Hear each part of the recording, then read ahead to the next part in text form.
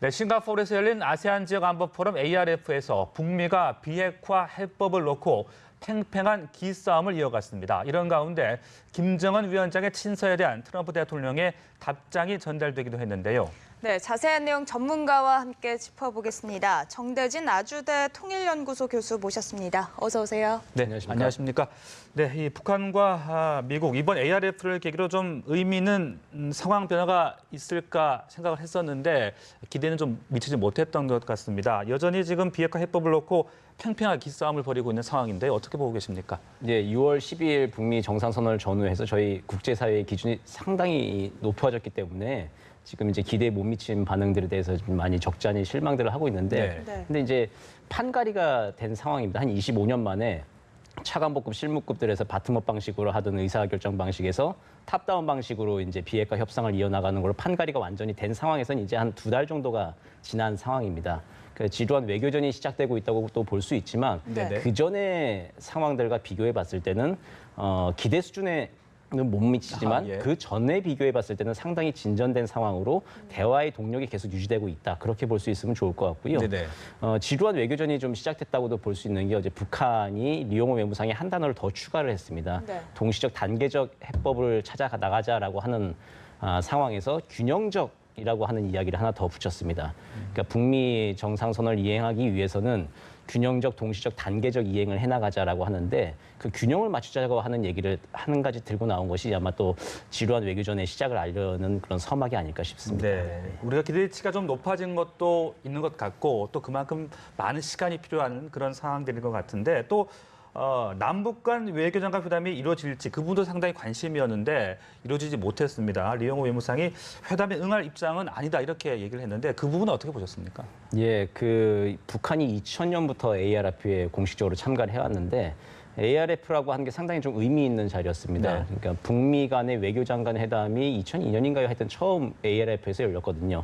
그 전까지는 북미 간의 외교장관 만남도 없었고 뭐 남북한 외교장관이 또 자연스럽게 만날 수 있는 장도가 없었는데 ARF가 2000년 이후부터 그 역할을 해주고 있었습니다. 그래서 남북 관계나 북미 관계가 좋을 때는 ARF와 동시에 북미 외교장관 회담, 남북 외교장관 회담이 간간히 열리기도 했는데 이번에는 이제 공식적인 회담은 하지 않고 자연스러운 만남 정도로 비공식 회담을 상응하는 그런 이제 이야기들을 주고 받게 된 상황이죠. 그래서 공식 회담은 아니지만 사실상 직간접적으로 의견 교환을 하면서 계속 대화의 동력을 유지해 나가고 있는 어떻게 보면 상대적으로 긍정적인 그런 상황이라고 볼 수 있을 것 같습니다. 네, 또 이런 뭐 긍정적인 신호가 또 포착이 된 부분이 있는데 앞서 기념 촬영에서 폼페이오 장관과 리용호 외무상이 악수하는 장면도 포착이 됐었고 또 김정은 위원장의 친서에 대해서 트럼프 대통령이 답신을 보내기도 했는데 이런 부분은 좀 어떻게 봐야 할까요? 예, 그 서로 이제 자연스러운 만남 조우가 있는 과정에서도 일부러 그걸 피하는 과정들도 생기기도 하죠. 비근한 예로 한 6개월 전만 하더라도 평창 동계올림픽 때 그 펜스 미국 부통령이 북한 대표단과의 자연스러운 만남 자리를 일부러 좀 회피하는 것 아니냐라는 이렇게 해석을 나올 정도로 이렇게 서로 엇갈리는 상황들이 계속 연출이 되었었죠.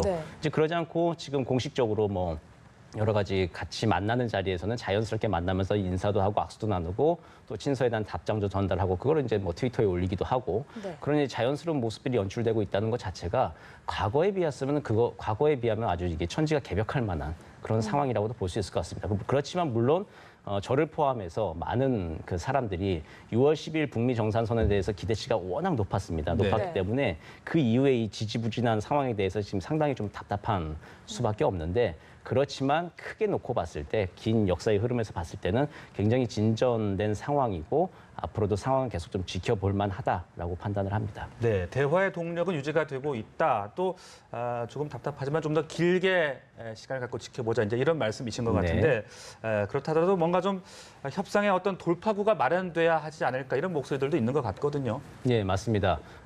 그 협상의 돌파구가 마련되기 위해서 지금 북한이 내놓은 게 뭐냐면 균형적이라고 하는 어제 내놓은 단어를 잘 봐야 될 것 같습니다. 균형이라고 하는 것이 뭐냐면 같은 체급이 맞는 사람끼리 만약에 뭐 권투 경기를 하거나 시소를 탄다고 한다면은 균형이 이미 맞는 것이죠.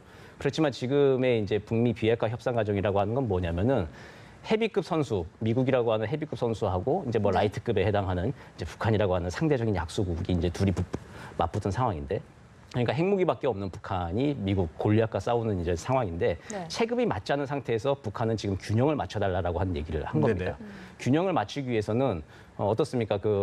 뭐 애 아빠가 5살짜리 아이를 데리고 시소를 탄다고 했을 때는 애 아빠가 균형을 맞춰주기 위해서 일부러 힘 조절을 해야 되는 것이죠.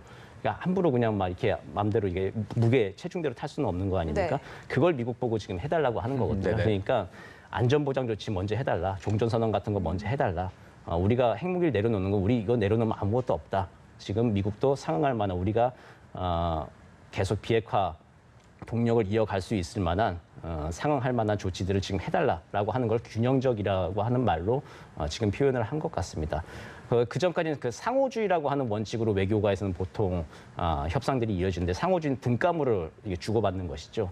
근데 등가물을 주고받는 것이 아니라 이게 사회적 상호주의라고 하는 개념이 또 학계에서는 있는데 이게 뭐냐면은 일단 서로 이렇게 체급이 맞지 않는 사람들 경우에 등가물을 교환하는 것이 아니라 내가 해줄 수 있는 모든 것을 주면은 그에 맞춰서 다른 것을 주더라도 꼭 이게 등가가 이루어지지 않더라도 그걸 상호주의로 판단한다라고 하는 겁니다. 네. 그런 차원에서 좀 문제를 풀어보자라고 하는 이야기를 지금 북한이 제기한 것 같습니다. 네.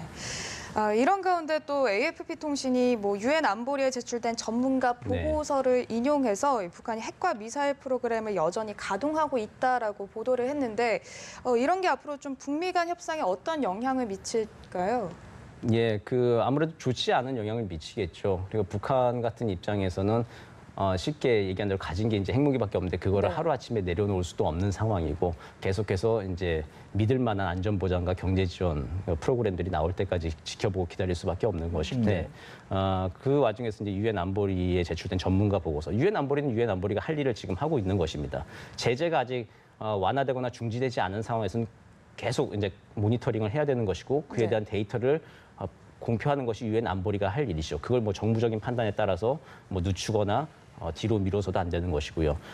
근데 이제 이것들이 이제 보도되는 동향들을 보면 미국 조야의 인식을 잘 보여주고 있는 것 같아요. 미국 언론에서 지금 자기들끼리 또 서로 공방을 벌이고 있는 것 같던데 북한이 계속해서 이제 핵 개발을 하고 있다. 네. 미사일도 새로 또 만들고 있다라고 하는 언론 보도가 또 있고 네. 또 한편에서는 그게 너무 과한 보도다라고 하는 걸 미국 언론들끼리 지금 또 상호 주고받고 있는 상황인 것 같습니다. 그러니까 미국 이 조야의 지금 분위기를 여실히 보여주고 있는 것 같은데 이제 비핵화의 진전 속도에 대해서 여전히 북한을 신뢰하지 못하고 있는 미국 조야의 인식 네네. 그리고 그럼에도 불구하고 뭔가 진전된 상황이 있어야 된다라고 하는 또 미국 조야의 내 한 축의 또 인식들이 지금 또 맞불을 놓고 좀 싸우고 있는 상황인 것 같은데 네. 그것들이 미국 내에서 어떻게 좀 조율되고 정리되느냐에 따라서 북미 비핵화 협상의 그 속도도 좀 조절될 것으로 보입니다. 네, 또 여기에다 이 북한이 불법 원유 거래라든지 네. 또 석탄과 철 등을 수출하면서 계속 수입을 올리고 있다 이런 보고서도 나오고 있습니다. 이게 대북 제재 어떤 실효성에 대한 우려들도 생각할 수 있을 것 같거든요. 예, 과거에 비해서 굉장히 촘촘한 대북 제재망이 실현이 되고 있는 것은 맞는 것 같은데 네. 여전히 네. 그 와중에서도 좀 이게 틈은 있는 것이죠. 이런 것입니다. 이렇게 석탄이나 석유 같은 걸 환적하는 게 그걸 추적하는 게 참 쉽지는 않습니다. 네. 그 위성으로 봐가지고 북한에서 출발한 선박이 있다라고 하는 건 추적은 가능하겠는데 그게 어느 곳에서 이제 석탄을 만약에 하역을 했는데 그 석탄이 또 이제 다른 그 화물들하고 섞였을 경우에 그것을 북한산이다라고 나중에 뭐 이렇게 딱 검증을 하고 확증을 할 만한 증거가 정확한 증거가 없다면 현장에서 그것을 확인하지 않는 이상은 그게 이제 북한산 그 석탄을 거래를 하지 않았느냐라고 해서 제재 위반이다라고 딱지를 붙이긴 상당히 좀 어려운 것이거든요. 네. 그걸 굉장히 그 촘촘한 어떤 해상 병력을 동원해서 경비 병력이 계속 추적을 하지 않는 이상 실질적으로 물리적으로 추적을 하지 않는 이상 어려운 것인데 그게 또 다른 나라 해역에 들어가서 뭐 어떤 검역을 하고 하는 것도 상당히 힘들지 않습니까? 그렇기 때문에 완전히 촘촘한 그 제재 그 모니터링을 한다는 것이 사실은 100% 한다는 건 좀 불가능한 것이고요. 그렇기 때문에 지금 대북 제재 실효성에 우려가 표명된다라고 하는 이야기도 있죠. 그렇지만 이렇게 대북 제재가 위반되고 있는 사실들이 모니터링이 되고 보고가 되고 있다는 것 자체가 네네. 대북 제재가 제대로 돌아가고 있다는 겁니다. 네. 그 전에는 이러지도 않았거든요. 뭐 그냥 서류 한 장으로 하면은 그냥 민간용 뭐 민생용 도장 찍으면 그냥 끝나고 다 통관시켜주고 했는데 지금은 적어도 이제 관련국들이 좀 자제를 하고 있는 모습에서 대북 제재가 그래도 효과를 가지고 이행이 되고 있다라고 보여집니다. 네. 그런데 이런 가운데 또 미국과 러시아의 신경전도 이어지고 있거든요. 이 네. 러시아가 북한 근로자의 신규 고용 허가를 내주고 있다 이런 보도에 대해서 미국은 제재 위반이다라는 입장이고 또 러시아는 위반이 아니다 이런 입장인데 이 제재 위반 여부에 대해서는 좀 어떻게 보십니까? 유엔 결의에 따르면 특히 2397호에 따르면은 2017년에 나왔었는데 2017년 12월 22일부터 2년 내에 자국 내에 있는 북한 노동자들을 다 북한으로 다시 돌려보내도록 그렇게 조치를 해놨습니다. 네. 이제 극히 이례적인 경우를 제외하고는 2017년 12월 22일부터 2년 이내에 자국 내에 있는 북한 노동자들을 다 북으로 돌려보내라라고 하는 게 유엔 결의안의 내용이었습니다. 네. 근데 러시아는 이제 이게 극히 이례적인 경우다. 그리고 아직도 2년 더 오면 2019년 12월 22일까지죠. 네. 그 조치를 하고 있다. 이제 그런 입장이고요. 미국은 즉각적으로 이행할 수 있는 것들은 다 했으면 좋겠다. 그리고 이제 지금 시기에서 제재를 조금 더 촘촘하게 하면서 압박을 가하기 위한 그런 외교적 카드로 지금 이런 그 러시아를 이제 압박하는 모양새를 취하고 있는 것인데 이거는 이제 러시아와 미국의 신경전은 계속 이런 부분에서 이어질 겁니다. 그러니까 러시아 같은 경우는 이제 극히 이례적인 경우다라고 해서 이제 어떤 꼬리표를 갖다 붙이려고 하는 것일 것이고요.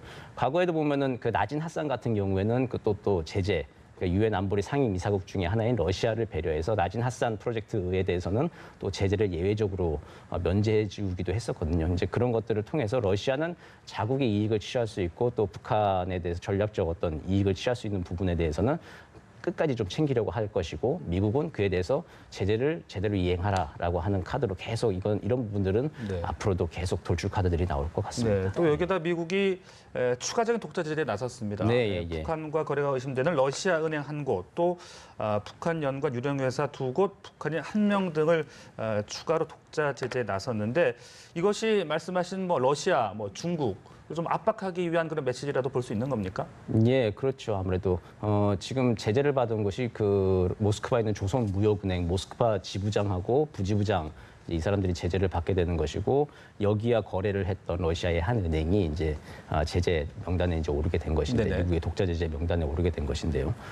미국 입장에서는 이제 촘촘하게 다 그 데이터들을 아마 거의 가지고 있지 않을까라고 생각을 합니다. 그리고 상황에서 이제 그 외교적 국면에 따라서 어느 순간 국면에 따라서 필요한 카드를 지금 꺼내는 걸로 좀 볼 수가 있고요. 이렇게 지금 미국의 대북 독자 제재에 걸리게 되면은 미국 내 자산이 동결되고 이제 어떤 사업 거래들이 다 이제 중단이 되게 되는 것이죠.